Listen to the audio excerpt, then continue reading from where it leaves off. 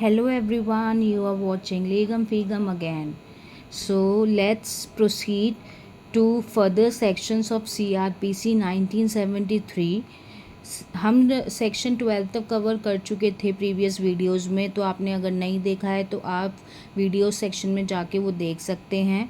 मैंने PYQs analysis भी बताया है। तो without wasting time let's proceed to section 13 special judicial magistrate. Now subsection 1 of 13 says the High Court may, if requested by the central or state government, so to do, confer upon any person who holds or has held any post under the government all or any of the powers conferred or conferable by or under this code on a judicial magistrate of the first class or of the second class in respect to particular cases or to a particular classes of cases in any local area not being a metropolitan area, provided that no such power shall be conferred on a person unless he possesses such qualification or experience in relation to legal affairs as the High Court may by rules specify. Now Hindi as per this subsection 1 is, यदि केंद्रीय या राज्य सरकार उच्च न्यायालय से ऐसा करने के लिए अनुरोध करती है तो उच्च न्यायालय किसी व्यक्ति को जो सरकार के अधीन कोई पद धारण करता है या जिसने कोई पद धारण किया है किसी स्थानीय क्षेत्र में जो महानगर क्षेत्र नहीं है, मेट्रोपॉलिटन एरिया नहीं है, विशेष वर्ग के मामलों के संबंध में द्वितीय वर्ग न्यायिक मजिस्ट्रेट को इस संहिता द्वारा या उसके अधीन प्रदत्त की जा सकने वाली सभी या कोई शक्ति प्रदत्त कर सकता है, परंतु ऐसी कोई शक्ति किसी व्यक्ति को प्रदान नहीं की जाएगी जब तक उसके पास विधिक मामलों के संबंध में ऐसी अर्हता या अनुभव नहीं है जो उच्च न्यायालय नियमों द्वारा विनिर्दिष्ट करें। ये मैंने आपको बेयर एक्ट की language in English and Hindi बताई है। आप जब मैं पढ़ूँ आप ऑन स्क्रीन भी देख सकते हैं, मैंने इमेजेस कैप्चर करके डाली हैं। अब मैं आपको इसका क्रक्स बताऊंगी, आपको English as well as Hindi में बताऊंगी, सो प्लीज़ लिसन केयरफुली। तो सेक्शन 13 सब सेक्शन 1 में क्या बोला जा रहा है, उसमें ये बोला गया है कि अगर हाई कोर्ट को सेंट्रल और स्टेट गवर्नमेंट रिक्वेस्ट करती हैं to fill the position of the judicial magistrate of the first class और द सेकंड क्लास, मतलब सेंट्रल और स्टेट गवर्नमेंट हाई कोर्ट से रिक्वेस्ट करती हैं कि judicial magistrate of the first class और सेकंड क्लास की अगर सीट वैकेंट है तो उसकी जगह कोई आप नियुक्त कर दीजिए, कोई रख दीजिए मीनवाइल के लिए, अगर वो सुइटेबल हो, मतलब उस पोजीशन के लिए सुइटेबल हो और उसने कभी गवर्नमेंट न्यायालय में काम किया हो। तो वो स्टेट गवर्नमेंट और सेंट्रल गवर्नमेंट की अगर वो चाहती हैं तो हाई कोर्ट ये देखती है कि क्या वो पर्टिकुलर केसेस और पर्टिकुलर क्लासेस ऑफ केसेस कोई लोकल एरिया में मेट्रोपॉलिटन एरिया नहीं होना चाहिए और उस पर्सन के पास वो पावर्स और क्वालिफिकेशन और एक्सपीरियंस होना चाहिए टू हैंडल दैट पोजीशन। तो इसमें ये समझाया गया है। Now coming on to the subsection 2, such magistrates shall be called special judicial magistrates and shall be appointed for such term not exceeding 1 year at a time as the High Court may by general or special order direct। ऐसे magistrate विशेष न्यायिक magistrate कहलाएंगे और एक समय में 1 वर्ष से अनधिक की उतनी अवधि के लिए नियुक्त किए जाएंगे जितनी उच्च न्यायालय साधारण या विशेष आदेश द्वारा निर्दिष्ट करे। सब सेक्शन 3 में ये बोल रहा है कि हाई कोर्ट अगर स्पेशल जुडिशियल मजिस्ट्रेट को ये कह सकता है कि आप एक्सरसाइज कर सकते हैं मेट्रोपॉलिटन एरिया में एज अ मेट्रोपॉलिटन मजिस्ट्रेट, आप उसकी पावर्स को एक्सरसाइज कर सकते हैं। किसकी पावर्स को? मेट्रोपॉलिटन मजिस्ट्रेट की। अगर वो उसके ज्यूरिसडिक्शन में नहीं है जब भी आप उसको क्या कर सकते हैं, एक्सरसाइज कर सकते हैं अगर हाई कोर्ट चाहे तो।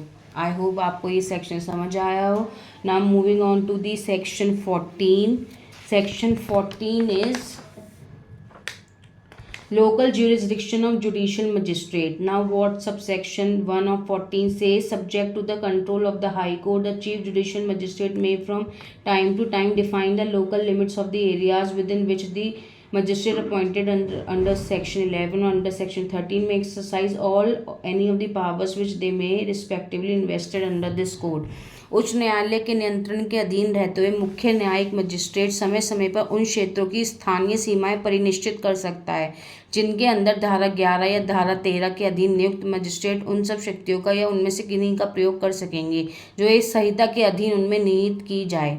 ये मुझे तो लगता नहीं है कि ये अपनी लैंग्वेज में भी कन्वर्ट करने की ज़रूरत है, ये बहुत इजी है सब सेक्शन।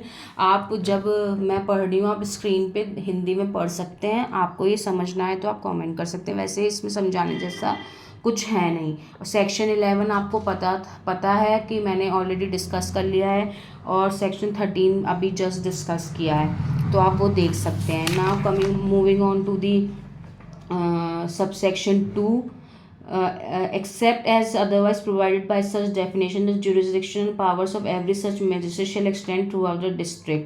ऐसे परिनिश्चित द्वारा जैसे उपबंधित है उसके सिवाय प्रत्येक ऐसे मजिस्ट्रेट की अधिकारिता और शक्तियों का विस्तार जिले में सर्वत्र होगा।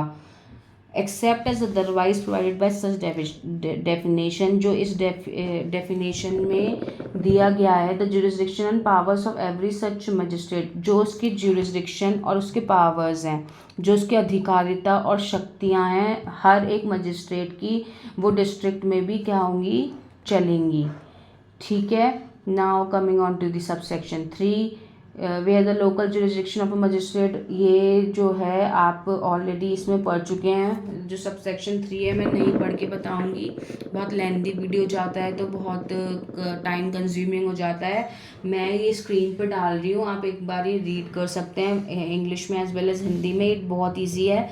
ये जो हम प्रीवियस वीडियोज़ में hierarchy of criminal codes discuss कर चुके हैं और सेक्शन 11 में पढ़ चुके हैं, 13 में पढ़ चुके हैं, ये उसी से ही रिलेटेड है। बस आपको इसको एक बार हिंदी में पढ़ना है अगर आपको नहीं समझ में आ रहा है। सेक्शन 18 में आपको बता देती हूँ क्या होता है, एक बार मैं इसकी वीडियो लाऊंगी बट अभी मीनवाइल के लिए मैं बता देती हूँ क्या होता है। Section 18 related to special metropolitan magistrate होता है। नाउ मुझे आई होप आपको ये समझ आ गया होगा। Now moving on to the section 15, last section of this video.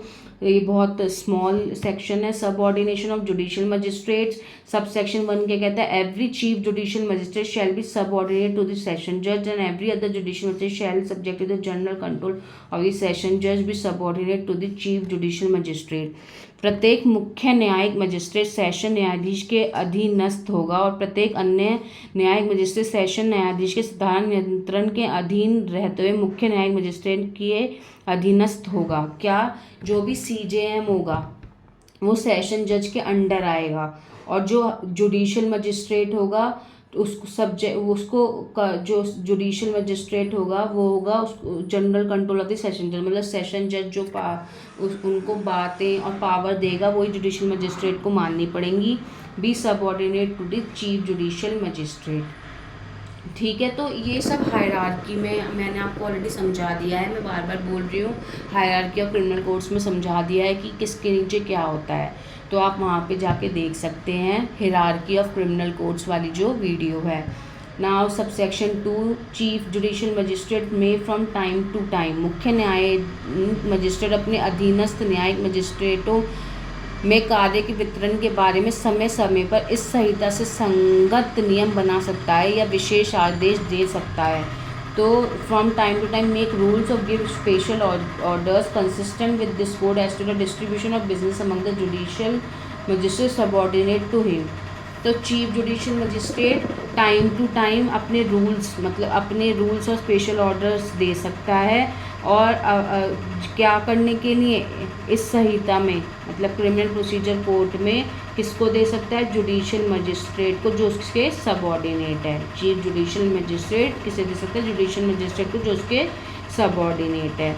तो ये थे हमारे 13, 14, 15 सेक्शन। लेट्स रिकॉल 13 सेक्शन कौन सा था हमारा, प्लीज़ आप मुझे जल्दी जल्दी मेरे साथ रिवाइज कर लीजिए। 13 सेक्शन हमारा कौन सा था, स्पेशल जुडिशियल मजिस्ट्रेट। 14 कौन सा था हमारा, local jurisdiction of judicial magistrate. और 15 कौन सा था हमारा, सबऑर्डिनेशन ऑफ जुडिशियल मजिस्ट्रेट। अब इसका PYQ एनालिसिस एक बार देख लेते हैं। PYQ एनालिसिस में कुछ नहीं आता है, बेसिकली ये पूछ लेते हैं कि कौन सा सेक्शन किससे डील करता है।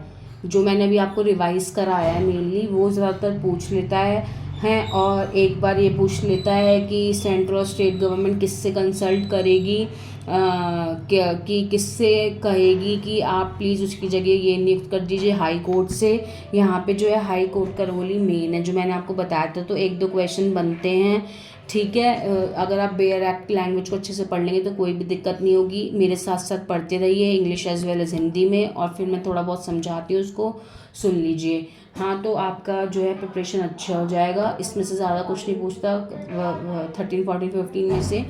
इम्पॉर्टेंट है सेक्शन, बट ये पूछ लेता है मैचिंग में पूछ लेता है कि कौन सा सेक्शन जो है वो किस कौन से सेक्शन में आता है। मतलब ये कौन सा, जैसे कोर्ट्स ऑफ जुडिशियल मजिस्ट्रेट है या स्पेशल जुडिशियल मजिस्ट्रेट है, ये कौन से सेक्शन में आता है, ये पूछ लेता है मैचिंग वगैरह में। तो आप अगर ढंग से देख लेंगे तो कोई भी दिक्कत नहीं आएगी। प्लीज़ अगर आपको ये वीडियो अच्छा लगा हो तो please like, share and subscribe. मैं ज़्यादा नहीं बोलूँगी कि आप शेयर करें, अगर आपको अच्छा लगेगा तो आप खुद ही करेंगे। Thanks for watching.